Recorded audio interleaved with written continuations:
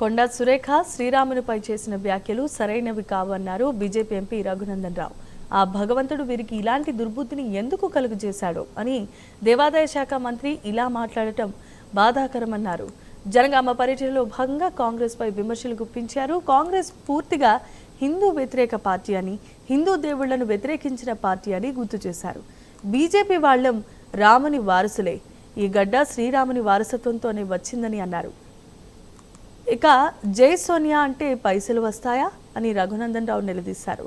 ప్రజల పన్నులతో ఇల్లు కడుతున్నారని, వాటికి ఇందిరమ్మ ఇల్లు అని పేర్లు పెడుతున్నారన్నారు. ఇందిరమ్మ పేరు పెట్టడంతో ఎన్ని పైసలు వస్తున్నాయో చెప్పాల్సిందిగా డిమాండ్ చేశారు. డీలిమిటేషన్ జమిలీ ఎన్నికలు పెట్టి చూపిస్తామని అన్నారు. బీజేపీ ఏదంటే అది చేసి చూపిస్తుందన్నారు రఘునందన్ రావు. మీటింగ్లు పెట్టి జై శ్రీరామ్ తప్పితే ఏం మాట్లాడారు అని చెప్తా ఉన్నారు.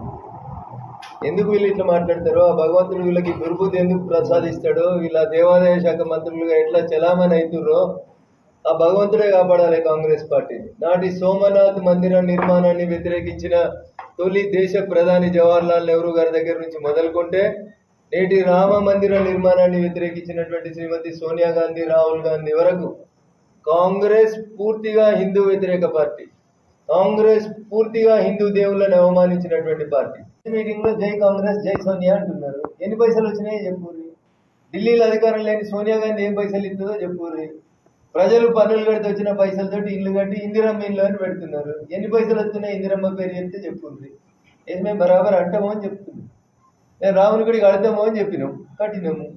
ఆర్టికల్ 370 రద్దు చేస్తామో అని చెప్పినాం, చేసినాము. ట్రిపుల్ తలాక్ రద్దు చేస్తామో అన్నాం, రద్దు చేసినాము.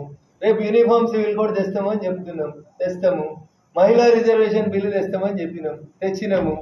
రేపు డీలిమిటేషన్ చేస్తామని చెప్తున్నాం, చేస్తాము.